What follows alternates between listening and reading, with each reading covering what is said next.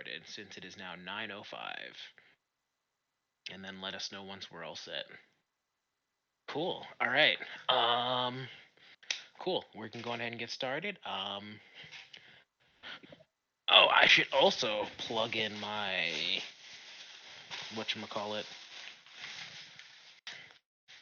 That's the other thing I forgot to do. I forgot to plug in my webcam. Dun, dun, dun. All right. So while I am untangling these cords, welcome to our next Fireside Chat, everyone. Thank you so much for joining us. Our next guest is Malcolm. Am I saying this right? Malcolm Thomas-Gustave? Gustav. Gustav, okay. All right. Malcolm Thomas-Gustave, who is a technical art director at EA. Would you like to give a little bit more of an intro to yourself? Sure. Yeah. So I'm a TAD working at EA based out of our Vancouver studio.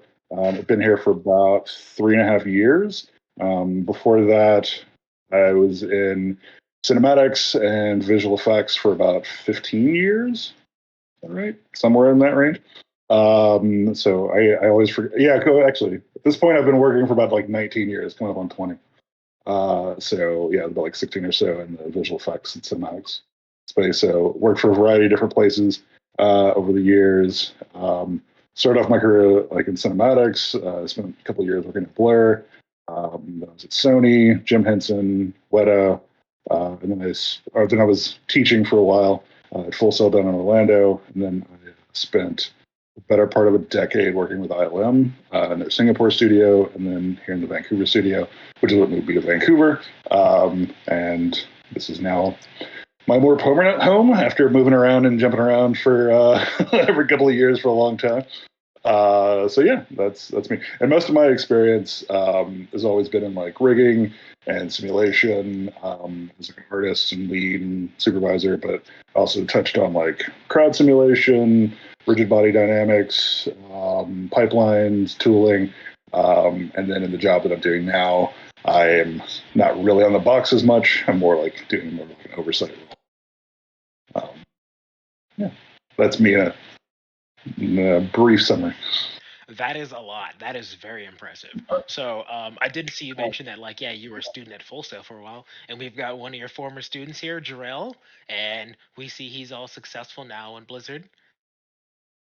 You're welcome, Drew. So was he one of your like, oh man, it's another first day, this like our, grooming this great pupil, or was he one of those like, oh no, it's him again? This is gonna Don't lie. Don't lie. He's graduated now. You can say what you really think. Well, at this point, I can just say the truth. Yeah, I don't have to worry about it. Nah, Jarrell was always solid. Like, he was always. I don't know. He was annoying. Well, I mean, I guess he was annoying. According, I'm not going to argue. No, it was good. It was always somebody good to have a quick chat with and whatnot. So, always happy to see Jarrell. I'm incredibly glad of like all the success that he's had so far. So, and I look forward to all the success he's going to have. So. Oh, that's nice. That is great. So, oh, what? Okay, that's not true. We're not clowning. It could have been anything. I had nothing to do with what Malcolm said about Jarrell. I just opened the floor to conversation. So, I know you mentioned that you spent a lot of time with your background in film and then sort of recently made the transition into game development. So I was curious, what sort of like put that idea in your head to sort of like make that jump? So it's this interesting thing where like they're very similar but very different.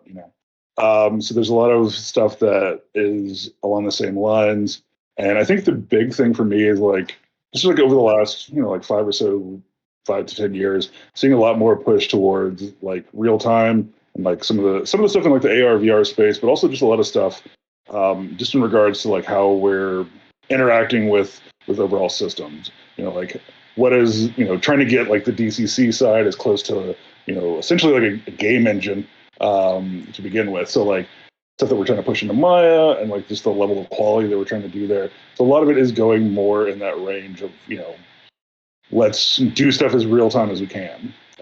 So like if you look at like pre-visualization pipelines, or even some like full production pipelines that are run out of like Unreal or other game engines.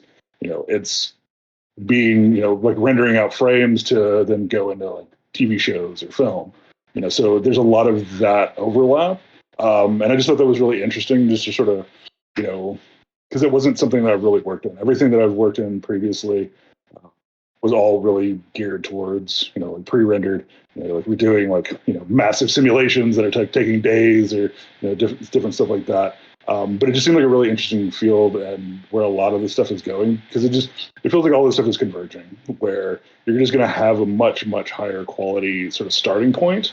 Um, and then even if it's just for like previs and the sort of the start of it, it's just really interesting to see where that all's going. Interesting. Oh, so because of this sort of like you were sort of seeing more of the more recent overlap in sort of like technology and sort of like the art pipeline, you decided let's just actually see how the other side is made. Totally. So just sort of jumping over and experiencing like, how is it similar, how is it different? And it's one of those things, like, so let's say you're working in like a standard visual effects pipeline. Like there is hopefully like a storyboard and like some sort of like previs, and then you have like whatever your assets are that are made, then you're animating, like you have like layout, then you have like somebody animating the shot, then it's simulation and render, and then you have like comp. Games is very different, because you can have situations where an asset, like, so let's say with like rigging, you can have a situation where like there's a skeleton that's attached to all the assets in your game, and you're like, okay, we can't update the skeleton right now because it's going to have massive impact. Yeah. So there's situations where you are doing things at just a different scale. Whereas like I've had films that I worked on where there was like an asset I cared about, and like the games that we do, like there's hundreds, thousands, tens of thousands, and it's a very different sort of like mindset of how that's all working. And it just because it's like especially like any sort of like cyclical titles, you just have like rolling like need. Yeah. It's just very different. Okay. So that actually leads into a later question. So I was like, we're just gonna go to that right now. So what would you say was like the hardest part of like making this jump from like film to games? I think the hardest part, it was sort of resetting my assumptions on how things should or shouldn't work. And I think because I've jumped into like a lot of different studios over my life, and tried a variety of different things, I have no problem with like let's learn something new. I tend to go into any of these sort of situations, and I come from the perspective that I don't know what led you to this choice. I assume there was a reason. I want to understand what the reason is. Even if this is not what I would do right now, it may have been the smartest thing to do 5 years ago or 5 days ago. So let me understand what the reason for how we got to where we are. And then from there, if there is room to improve or room to change, let's have that conversation. So I think for me with like games, there's just a lot of, like the ebb and flow of a project is very different. And the way, like the times that things are going to be important or not are different. And like the when different departments sort of like jump in is different. Because like with games, it's much more of a everybody is sort of running in parallel, and then you finish. Whereas like in film, there's much more of like a you can see like, okay, I have 1,000 shots that are due in 6 months, and then each week you're like knocking some of those off, and then you're done. And like it's just a very straight line of like that's what's happening. Whereas like with games, it's like each department is working on a bunch of different assets that will link up into this final thing. But depending on where you are in that pipeline, you may or may not have that connection to those other departments. And you might not even see necessarily what they're even doing, because these games can be so big, and like the modes that you're caring about versus what somebody else is caring about. So it's a very different like mindset. Even if a lot of the things that we're doing at the end of the day are very similar, like a content pipeline that's going to feed a film and a content pipeline that's going to feed a game are very similar. Like they're not so different that you can, like the technical requirements might be different, but it's still quite similar in a lot of those other regards. Interesting. So it's like the sort of like basic technical guy like rules that you're following are the same, but like the methodology and like the practices like day to day, that's what's very different. And like the problems you're Yeah, trying to solve. totally. I mean, there's always going to be situations where, like, I mean, what is the like density of a mesh, or what's the level of extra deformers, or like simulation, or there's all these questions around like performance. Yeah. That just because it's like runtime, that's different than working in like a visual effects pre-rendered sort of space. Right. But it's not like you could just be like, cool, I'm going to make a billion poly mesh and throw it into like a film. Right. Like Yeah. it's not really so there's always going to be like tech requirements. They're just different tech Right. Yeah. requirements. Yeah. I see what you mean. Um, Like Maya can only crash so many times, and it's like, listen, like, exactly, exactly. like we actually have And, to like at some point this has to render. Like, no, totally. It's like, what do you mean I can't just keep hitting smooth? It's gonna look nice. I just threw that perfect ball that Maya just gave me, and it's in there. We're good. Exactly. It's like whenever I go to wireframe, it's just solid green. That's good, right? Yeah, Green means go. it's true. Uh, So, I saw that a lot of your experience was actually in like creature development, like in rigging. Like when I saw you working on like Ninja Turtles and some other stuff. Um, do you think there's anything that was really interesting that you've done in films that like, oh, this is a really like different way to sort of handle like creature rigging that you've done in like doing in games now as opposed to like what you had to do in film? that's a good one. So, I mean, I think with all of it, there's two sides of rigging. There's the what are we trying to hand to the animator so that they can do their work as quickly as possible and be as close to fidelity as possible. And then there's the what are we pushing into like our final either renderer or game engine. And sometimes those are the exact same. Sometimes those are different. Sometimes you'll because you want an animator to be able to work in Maya faster and it's not handling um, the rendering side of it the same quality as like your runtime. Maybe you make different, compromises here and there.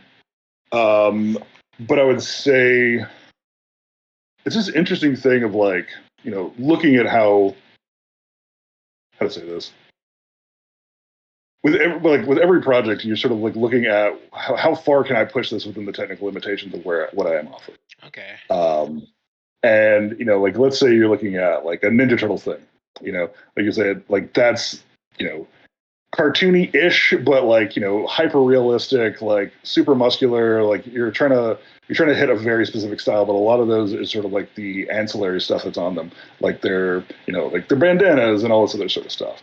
You look at let's see, what's another one. Like you look at something like the Transformers, like it's like a lot of destruction stuff, a lot of things like that. You look at some of the other projects that I worked on, like you just have a variety of different things that sort of like are iconic to those individual sort of pieces. And I would say, really like the biggest thing is like, just trying to push that stuff as far as you can. And, taking a look at like, okay, what's going to be important here, like with, like a big muscular character that you're going to have like exposed sort of like, shoulders or something like that. You want to see how far you can push that. Whereas Oh, if you have something where you have like some of these characters that are like covered in clothing, like, okay, does this matter? Is this as important? Is that the thing where we want to put like our time and resource into just because like you have a finite amount of time to do anything, there's always going to be other things you could be focused on. So I think that's, yeah, I feel like I've sort of trailed away a little bit from the original question though. I think it kind of answers it though, where it's the idea is that like each project, both in film and game, there's only a finite amount of time, and like the goal is really just thinking what's going to like give this a really defined look, and it's sort of figuring well what's important. So like with Transformers, obviously, like what's going to be important is like how they like feel, like do they feel like these large like imposing structures against the world, and that's kind of like what you're sort of like trying to push, as opposed to like Turtles, where like that they're like entirely different characters. They have an entirely different sort of like impression that they give to like the world around them. Totally, and is it just, you know, are you more concerned about, something looking like fleshy and like, skin slitey and like super muscular and like you see all like that muscle definition, or is your concern that it's hyper stylized and cartoony, or Are you going for like a sort of like a middle ground hyper realism sort of thing? And I think those are sort of the most important things to think about. Like, what is it that you're actually trying to accomplish and push across? Because you can always sort of like exaggerate certain areas to really sell them, and just sort of like, you know, is your character is like this big, like on screen, and you want to like really sell something, then maybe you're going to like over crank some of the settings on like jiggle or like simulation, just so that it really sells whatever it is you're trying to drive home. So it's just like understanding all that sort of stuff and putting that into practice, I guess. Okay. Um, I don't remember if you had anything like public that you can discuss game wise. If you don't, that's fine. But is there anything sort of cool creature stuff that you can say, oh, like we've been working on this and that's like a really cool experience? Let me think. Oh, actually, so the team that so actually, I guess this is probably worth explaining. So I work with so the department that I oversee from the tech perspective is called the Create Rigging and Blend Shape team. Okay. So we're a group that acts as like a central group. So we work with not everybody within EA, but we sort of can work with it, and with any game team can get us to work on stuff for them. So we end up working with a lot of different projects. So at any given time, my team is tackling anywhere from like 10 to 20 plus different projects. Okay. So within that, there's a lot of stuff that's like sports titles. So we're the rigging team that handles like what was FIFA, but now is FC. We also do like Madden, college. Like we do all these sort of like different sports titles. But then there's also some like with a lot of those it's humans. We all sort of know what humans look like, and we're trying to like push that sort of quality. But then I'd say one of the most interesting ones that we did, because like we also do some stuff with like Apex, with like Apex Legends. So they have some more like interesting sort of like humanish sort of characters in that space. But we did. I was like, for a second, I almost said the code name for it, but that's not what I want to say. No, we're not trying to Yeah, break any friend DAs here. No. exactly. It's that's the problem though. Like you work on a project for like a year or two, and you only call it the code name, Yeah. and then somebody is like, then you try to think of the name of the actual product, and you're like, what the hell is that thing called? But no, so like some of the people on my team were working on the Dead Space remake. Okay. So that is nothing but like wild characters and creatures and all sorts of weird nastiness all over the place. So it just gave a really cool opportunity for the folks working on that to sort of like stretch in a different way than dealing more so with just like more human characters. But yeah, I think pretty much most of the projects within EA we probably have either my team is like working directly with, or consulting or tangential to in some way. Okay. Not as much on the mobile side, because there's a couple of like EA is huge. We have a bunch of different studios all over the world. But like so like more the console and like PC side for a lot of these projects. Okay.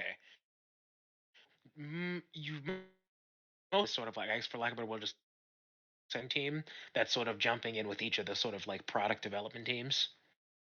Oh, sorry, the internet cut out for me for a second. Could you Yeah, sure. read? So it's like a lot. You're right now. You're most of your time. Your team's sort of like a support engineering team that's just sort of interfacing with what we can call like the product engineering teams. I guess that's roughly equivalent. The sort of I don't want to say core game development, but like they're sort of on the like this is the title. They're on the whole time, and you're just sort of like interfacing with each of these people. Yeah, it depends on the like individual engagement, because like there are projects where like all the rigging work is being done through my team, and it's people that are on the project for like there's a couple of people that have been on projects for like 6, 7, 8 years, and working through like sequential like updates, and like they are the rigging department for that project. So there's stuff like that, and then there's because we do have like a relatively large group of artists. There's times where there's a project that needs help for a bit, and if we have availability and we have time, then we'll step in and help. But usually it is more like longer term like situations. Okay, I got you. So I would say, since you're in like now like the technical art director, going from this space where you were sort of on films where you're saying sort of a like, they sort of follow this sort of like process of like one phase to the next and then the film is done. And now you're sort of managing these people that are in this very sort of everything's sort of moving in parallel and all games aren't at the same point and like at the same time as one another. Have you found that like a really different process to like like learn about how to do management? Oh, I mean, it is. This is an interesting thing, because there was definitely in my previous jobs there was more of a clear like I have finished a project. Ah, Like yeah. movie comes out, I am done with project. Yeah. Um, like I see my name in the credits. I know this movie's come Yeah. out. Um, and there's a degree where like depending on the title, games don't really come out like in the same regard. So like let's say something like Apex, like it's a seasonal structure, like there's content updates, but it's not like you don't finish that project, you know? It's you finish a section of it, you finish like a part of it. Yeah. But there's not a point where you're like, okay, we are done. It's like no, that's just not how this works. Yeah. So it's more of like an ongoing support structure. So I'd say that's definitely different because like there's times where like the stuff that I'm focused on is okay, what are we doing over the next 6 months to a year, what are new teams we need to engage with, what are other stuff, and then like somebody will be like, oh yeah, we just released this title, and I was like, oh, I didn't realize, because like that direct thing didn't impact me because I usually get brought in at the beginning of the cycle. Right. So I'll get brought in like pre-pro if we're looking to like do some like big tech initiative, or Yeah. like I'll get brought in if like something's on fire, but usually that's somewhere mid in production, and then I look up and it's like, oh, and we're done. I'm like, oh, cool, that's awesome, 0 bugs, awesome, glad to hear. So it's definitely different in that regard, just because like the way projects evolve and the way they go is very different. But I would say from like a management space and a like how you oversee a team, it's still very similar, because you're still in a situation where, you know, people people want to grow, people want to take on new challenges, people want to do interesting and new things. And you're sort of like trying to figure out like, okay, what project might make sense for this person, or like how do we arrange the team, or is there a team that like, cool, we're set, we like what we're doing, we don't need to do anything. This can not necessarily like autopilot because there's always like new stuff, but like Yeah. as far as the structure of the team, like, okay, this is pretty locked in. We know what we want to do. Everybody involved is happy with that. Okay. So I think that's a big element, because like for me, like I personally, I'm like I've like 4 direct reports, but there's like 50 people in our department. Yeah. Um, so there's like 35 people that are riggers, half a dozen people that are blend shape artists, and like half a dozen people that are like in the more of the support roles in like production. Um, so we just end up having a lot of different things going in, and like at any given time, there is something different happening depending on what project you're on. Okay. Um, Do you find it maybe easier or is it just different, would you say, to sort of handle that sort of management aspect where you're trying to figure out getting people new opportunities to work on new projects or like grow in their careers? I think for me, this is a little bit easier because it can be more of my focus. So like at times past, like I'm supervising on a project, and like our department is trying to do some of this stuff and like trying to like look into what people need to grow and how, and like we do the best you can. But like if you're actively working on a project and trying to do some of this stuff, your production is always going to win, like Yeah. hands down, Right. because it's like, oh, we have a trailer to get out, we have a movie to get out, we got Yeah. a deadline, da, da, da, da. Yeah. That's what There's happens. always these like hard Um, committed, like, this is the point when we need to be done to get to the next step. There's no real moving that. exactly. And so, whereas in my position now, I'm not directly attached to any of the projects. Right. So, like, I'm making sure that the projects have the support they need to be done. But, and part of that is, caring about like the specific tech and caring about like all the different things that will drive that project. But not being directly attached to them, I have the space to also care about, not to say that I didn't care about before, but also like Yeah. prioritize like what the department is doing and how we're growing and how that all works. Yeah, no, no, it's because you're not like the sort of direct like I need to ship this by this day. You can sort of shift what you're like working on and also what some of your priorities are. Exactly. And it's an interesting thing because I've been working for about 20 years, Yeah, and at this point, I feel like at the 15 to 20 year mark for a lot of people's careers, they either decide, cool, I want to be in charge of something, or I never want to be in charge of anything. So, um, uh, you know, like, so I know a bunch of folks that, like hit around this state and they're like, you know what? I've been a lead. I don't care to do that anymore. Just give me a hard problem and let me do that. yeah, And that's valid, yeah, and I think, for everybody, it's really figuring out like what is it that you want out of your career? Because like it can change sort of whenever you want it to. Like, because like I said, I was doing, visual effects and film for like 16, 17 years. And then I was like, I'm going to change. I want my life to be different. I want to work in a different style. And, you know, and that's what I did. nice. So in your transition, I was also wondering, were there any sort of like cultural shifts that you had to learn between industries? Like, let's say, like maybe like corporate hierarchies, like let's say, like maybe the general like day-to-day social interactions, the kind of people you deal with across industries. Like, I know there have been a fair amount of like people coming between both industries, but I was curious if there's any of that. Oh, so I think the biggest huge cultural shift is that I started this job during COVID. Um, So I always tell people this story. So like I accepted this job January of 2020 to Oh. start in April. Oh, Yeah. So so you were one of those uh, new year, new me. yeah, exactly. I was just like, you know what? So like literally, I was moving, started a new job. September of the year before that, I got married, and I was like, okay, this is Congratulations. gonna be great. Oh, thank you very much.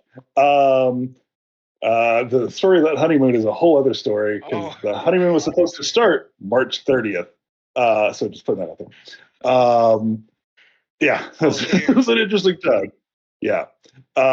So yeah, I had this opportunity to start up with EA, and I was like, okay, this seems like a cool thing. Like it's an interesting department, and it feels like structured enough to like have like some of the support that I want to get into. And I had just sort of been in a point in my career where like it felt like the step up was different than what I wanted to be doing. So it was just sort of going in a little bit of a different direction than where I really wanted to be in my career. And this was a good opportunity. But yeah, it was wild starting from home because it meant that like my going away party from working at ILM for like a decade was a Zoom call. So that was weird. Um, and Sorry to then laugh. no, no, no. But it's just kind of Oh, like, yeah, man, I have 10 years of like all this big project, and they're just like taking, looking at your picture, like, what's up, bro? yeah, exactly. I mean, if this was August of 2020, then I'd be like, "Why are you still laughing about this?" But this is at least a couple of years ago. Yeah. It's in hindsight, it is. I can laugh at this. Um, you know, but starting into the new job, so like, yeah, I'm in charge, but I am like, because again, it's that whole thing where it's like, anytime you go somewhere new, you spend like the first 3 6 months figuring out like, okay, why do things work the way they do? Yeah. And doing that in a space where you also like can't just go stand at somebody's desk and be like, hey, how's it going? I'm the new person. Yeah. So it's like figuring out like workplace etiquette and like sort of like jumping into, okay, so how does this work that we're now all on Zoom, and starting a new job all at the same time was fascinating. But I will say, like, people were really accommodating, and everyone was like chill about like sharing knowledge. And I think it didn't hurt that my personality is such that I'll just like message someone and be like, "Hey, friend, how's it going? Can I talk to you about some stuff?" So I think that sort of like that was very much required on my end to just sort of like make those connections Yeah. because they weren't going to like organically happen. Just because we were all working from home and everybody's trying to figure out what that means for them, and like people are like dealing with like, oh, I don't have childcare anymore, and like it's just like everything became a lot bigger for a good long while. So like literally, I worked for like 2 years before I had ever been in the office. So like May of last year, I started going to the office, and I literally live 5 minute drive from the office. So it's like I would drive past EA sometimes just when I was out and about, and I'll be like, one day I'll go to my did you ever office. just like knock and be like, "Yo, can I just like look in? Like I work here, I swear. Like no one's here, it's safe." Well, the thing is, I didn't have a badge. like, like, like literally did not like. I started during this, so they were like, "Well, whenever you come into the office, get a badge." And it's like, okay. Um, so that was fascinating. But now I go in, a couple days a week, if not every day. So it's just Got your badge? with my job, huh? You got your badge now? I do. I have a badge, so that's good. But it's one of those things. I'm stealing this line from one of the animation directors in the capture group. He referred to himself as a Zoom artist. Um, and some days that's very true. So like some days like my day is very much like this, Yeah. where like I'm on calls with people like all over the planet. So it's just like that's sort of like been an interesting shift. But yeah, I would, sort of going back to the original question, as far as like cultural changes between the two. Like I think the thing that was the most interesting is like I really did not understand how big EA was before I started looking at EA, Interesting. because it is absolutely massive. There's like 12 or 13,000 employees, and probably more than that now. And there's so many people like around the globe, and so like I just sort of jokingly say this, but like every once in a while, somebody will mention a group of like 50 people that I've just literally never heard of. And I was like, I don't know what department that is. And they're like, oh yeah, there's like 60 people in that. And I was like, oh okay, cool. Hope they're doing a good time. So it's stuff like that where like the scale of the company is much larger than I was used to. Yeah. But I would say like from a like how does that show up? It doesn't really change anything because it just means there's more people that you can connect with. Because like everybody I've talked to for the most part has been really chill about like answering questions and talking and being like, hey, what are you doing? And it's like, yeah, people are busy, but like I haven't really encountered anybody who's just like, no, I can't talk to you. This is a trade secret. I can't. I was like, everybody's just been really chill. And I think there was times. It's not to say that that wasn't the same in visual effects, but like there's just times where everybody's so busy. Yeah. Like you would be doing for 50, 60, 70 plus hour weeks sometimes, and you just don't really have the time to take care of yourself, let alone like necessarily like step out and be like, yes, I have time to explain this to random person who I don't know who's just Yeah. messaged me. You Yeah. know, so it's definitely a different vibe in that regard. Okay. Um, It was just like in film, you felt like a lot of your time was just like heads down and handle the next thing, and now you have time to sort of like come up for air and like actually see what's going on in like the larger organization around you. but yeah, because you would just hit points where you just had to get it done. You know, and it's not to say that there isn't, hey, we have deadlines and hey, we need to get stuff out, but it's just it is nowhere near that same level. It's much more like I'd say it's like better organized and better laid out and better planned. I have more of a understanding of what's going to happen for the next year or two, as opposed to like I think in visual effects, it was sort of if you knew what the next 3 months entailed, you were in a good space. So very different. Oh man. So before we get to questions from other people, I have one more from you. So if you knew anyone else who was interested in making that sort of jump from like film to game development, what advice would you give them? Totally. I think depending on what your skill set is, there is either a direct one to one, or it's going to be something you're going to need to skill up in. And sort of saying that, like, if you're an amazing character modeler, and good edge flow, and you know ZBrush and you know how to use like you're great at like texturing, like that is a transferable skill. Like, yeah, you're gonna have like different topology, you're gonna have different edge flow, you're gonna have different deformation needs, but like if you're good at it, like you can learn what the needs are for anything. Yeah. The more technical the job is, and the more likely the area to be an engine, especially if you're dealing with a proprietary engine for wherever you would go, that's where you're going to need to learn more stuff. But like, I mean, it's not like you can learn a proprietary engine outside of that. So I Yeah. think it's it's good to have some of that like like crack open like Unreal or Unity or and just do like some of their example projects or just like have familiarity with like what like okay, this is how you set up a character, this is how you round trip stuff, this is how you get animation over, this is just to have that familiarity with it.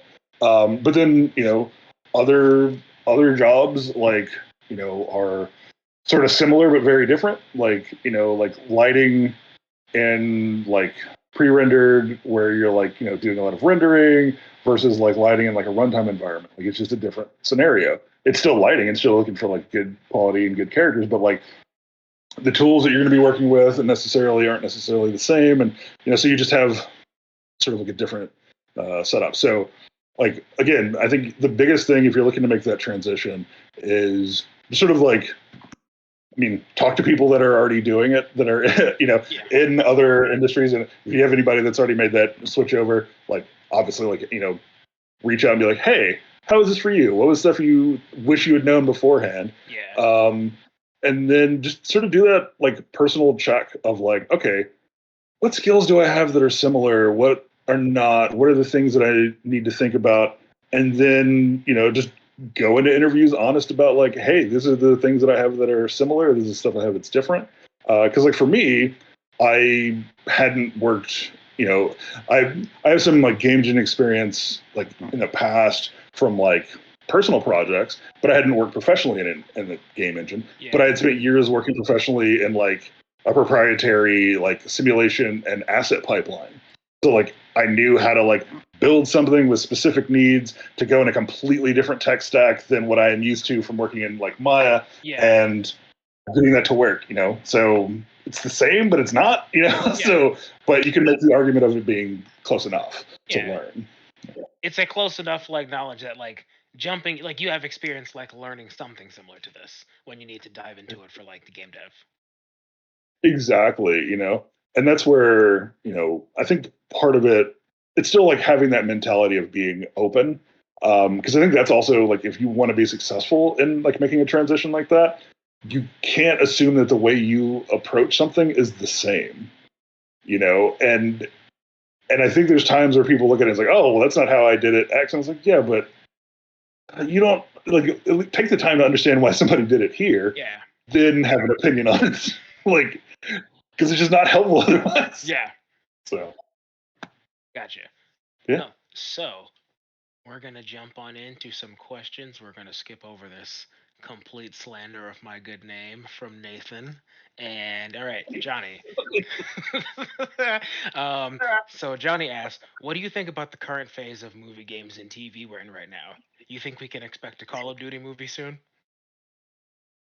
I mean, I have no idea. I mean, I think I am sure every game that you have played or heard of, there is someone who's out there like, you know what we should do?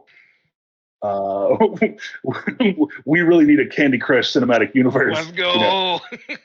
I've been waiting.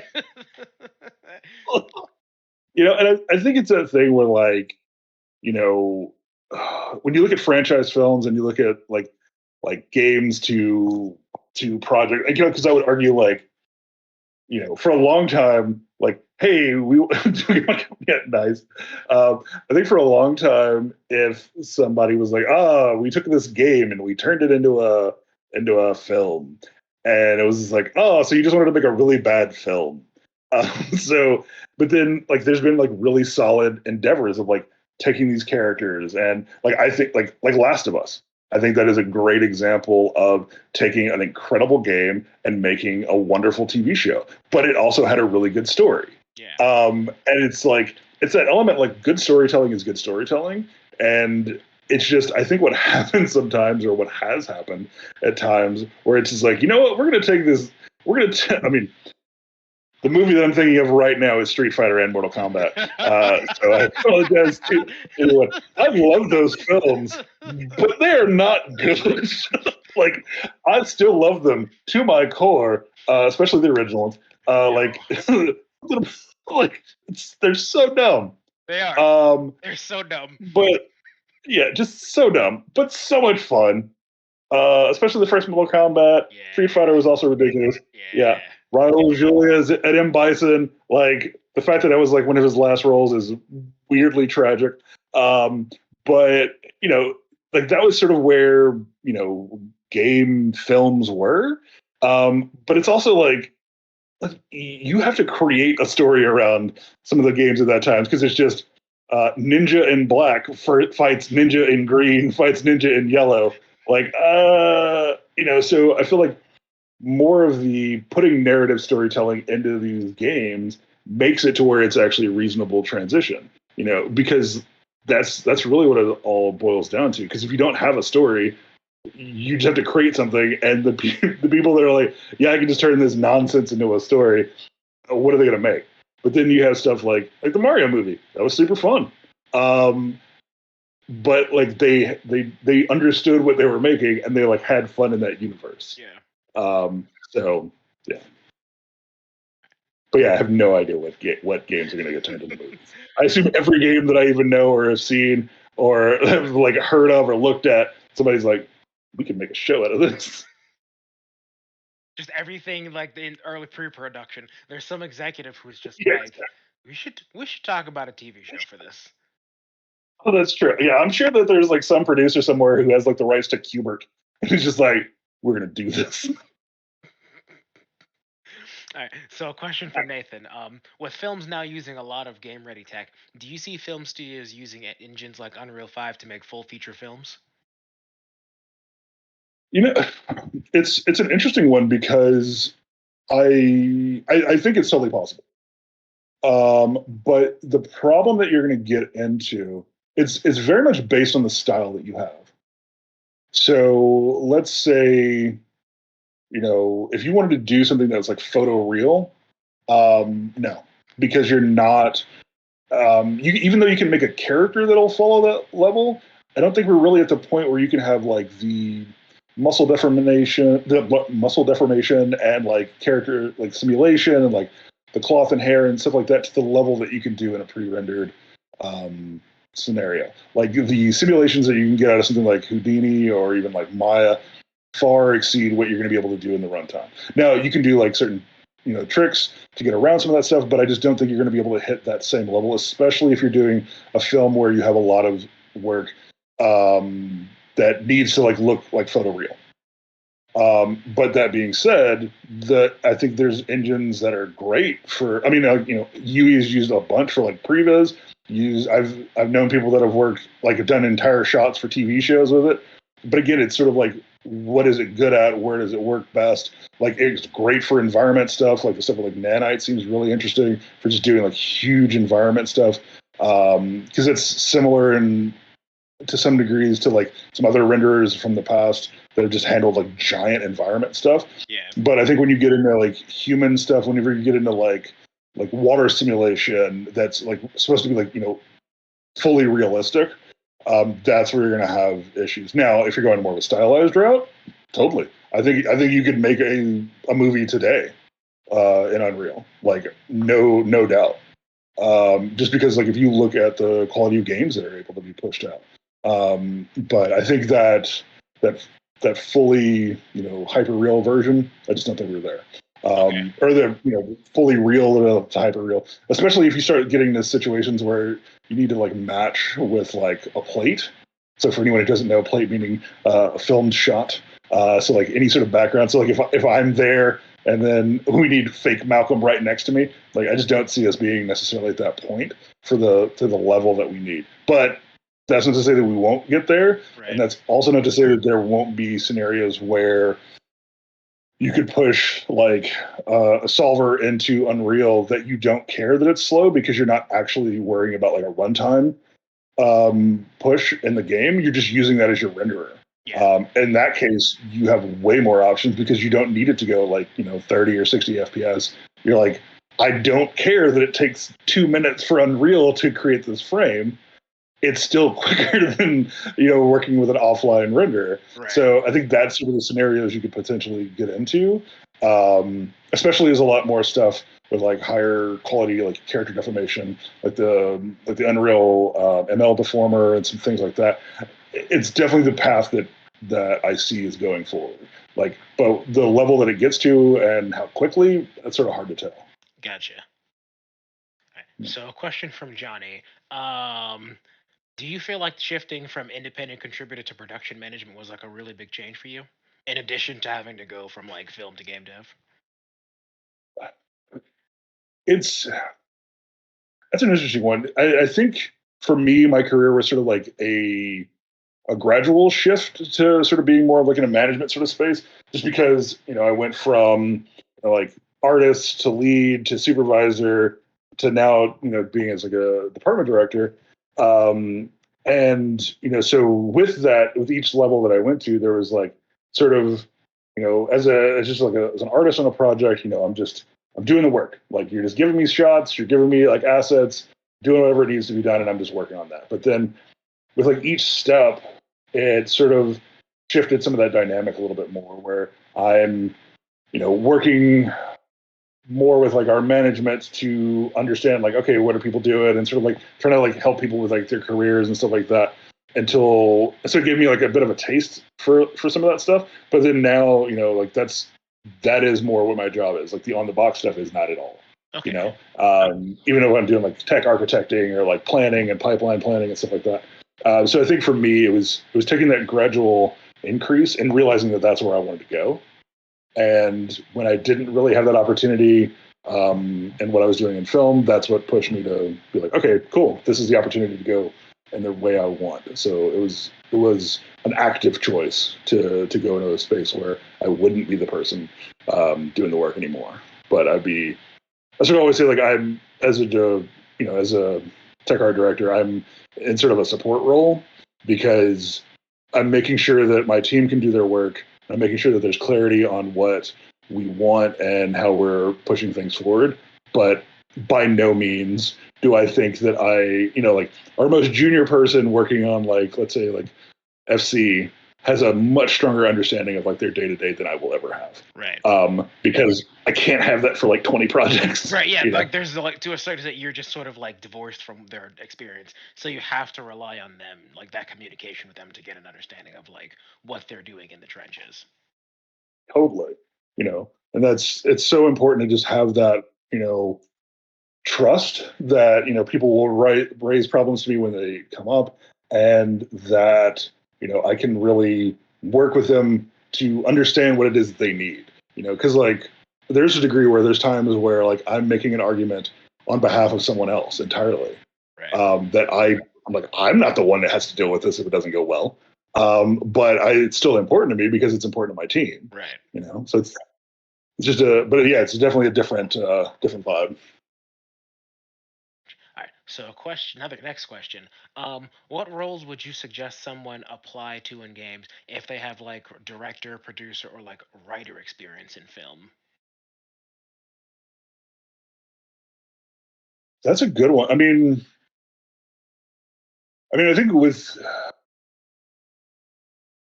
producer, depending on like what specifics of what you were doing. So like producer in games doesn't necessarily mean the same thing as it does in film. Right. So like producer in film is more like a project management slash can be just, hey, this is the person who deals with budgets. Right. And so that's not exactly the same. So like a lot of times what will happen in like games is like a producer will own like a feature, or like there's like a combination of product management and game design, and it depends on the individual producer. So it's not necessarily a one-to-one. So I would say, from if it's more of a question of like production in, like a film context, or like, production manager or like coordinator or something like that, then there are analogous positions within games, because like it's not always necessarily called the exact same thing. Right. But there's always like some version of production management, talent management, and stuff like that exists within sort of every company at scale. But then, stuff with like the aspects of like directing and writing. I mean, sometimes there's like writers that come straight out of like, film that then, parlay that into a career within like games.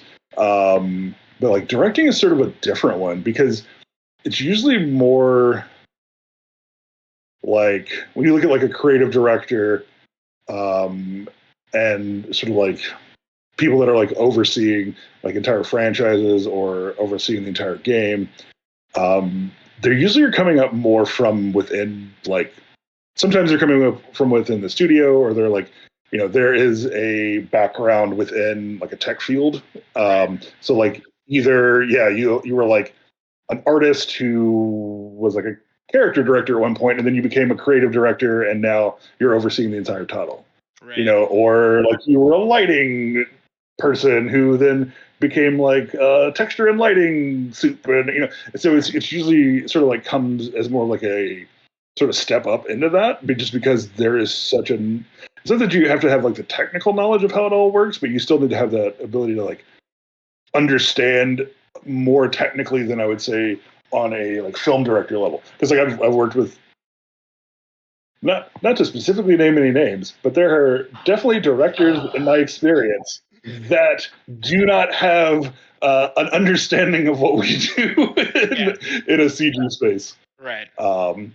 Yeah. So. I think Jarrell's gonna name some names. Come on, buddy. Nah. See if there are any other questions that I'm missing. There we go. Matai asks, are there any important concepts examples you regularly see missing in like junior rigging reels? I don't know how much time you spend. That's a good one. Yeah. Yeah, I don't necessarily look as this currently. I don't spend as much time looking at more junior reels, but I've definitely done that a lot in my career. I tend to at this point get pulled in for more of like senior leads, supervisors, stuff like that, because we end up hiring like depending on the scope of the projects, we end up like having junior folks that come in, and it's the thing of it is it's also like a good opportunity for like our leads and other people that have more exposure and experience doing interviews, because that as much as like being interviewed is a skill, being able to interview someone is definitely a skill. Yes. Yes. I'm sure we've all been in an interview where it's like, not even paying attention to the questions they're asking. So yeah, like even I say right now, like there were some questions that you kind of like answered as you were talking, and I'm like, all right, I need to not ask him this because he already covered this. Exactly.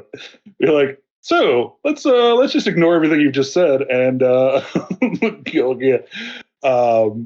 So I think one of the big things that I see from more junior work, and I think this applies to rigging, modeling, texturing, environments, everything, is an inability to edit. And by that I mean, I think there's times where there's, especially early on in your career and your experience, you're like, I don't have a lot of stuff to show. I need to show everything that I have. And the thing for me is like, if you have 5 pieces and like 2 of them are horrible and 3 of them are good, I don't think you have an eye. And I don't think you understand that the 2 that are bad are bad. And I don't necessarily know that you understand why the ones that are good are good. So I would much rather see 3 things that are good and you don't show me the 2 things that are bad than 5 things that sort of create this like weird feeling at the end where I'm just like, I have no clue if this person has any idea what's going on. Right. Yeah. So I think that's the biggest thing. It's like try to show consistency, even if that means showing less, because that is always going to be better than just being like, I'm just going to shotgun blast. Here's everything I've ever done. Here's everything I've ever thought of. Because you're going to be in a situation where you have a boss or multiple bosses or art directors or a variety of people that are going to give you notes. That is always going to happen. No matter how attached you are to what you do, no matter how much you care about it, it will happen. You will get notes. You will get notes that you don't agree with. And if I see a reel from someone that functionally shows that they don't have the ability to self-edit, I am also going to question if they can actually take a note. Because if they can't take a note from themselves, are they going to be able to take a note from me? Yeah. Like, are you going to tell them, like, hey, I need you to make this change? They're going to be like, but why? And I was like, oh, here we go. Exactly. This is going to Like, be this my is wrong. day. Totally. And I think it's that thing where, like, within everything that we do, we all have a boss. Unless you were literally the director, art director, franchise director, whatever, there is someone who can make a call to make you change what you are doing. That is just true. If you want to be that person, work towards being that person, and then you can tell everybody else what to do. Yeah. But if you're not that person, there are going to be times where you get a note that you don't agree with. I have done plenty of notes that I don't agree with, but I got the shot finally. And is it what I would do if I was a director? No, but I wasn't the director. So that's the advice I would give, regardless of like profession, regardless of like what path you want to take. Nice. All right. Well, that is. I like all the Yes. gift comments. I was gonna say, are they all from Nathan? I was like, wait, no. For a second, I thought all of them were from Nathan. I was like, this man is really, really agreeing. Yeah. So thank you so I much. appreciate it. That looks like that covers all of our questions. Thank you so much for doing this. This has been great.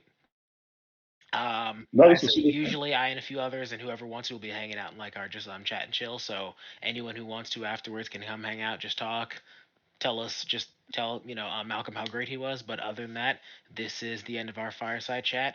Thank you for coming. Once this recording is like uploaded, I'll like make an announcement to let everyone know so you can share it, rewatch. But other than that, we're done. Thanks. Have a good night for everybody. Awesome. And thank you so much for putting this together. This was a lot of fun. Great. Take care. All right. And stay.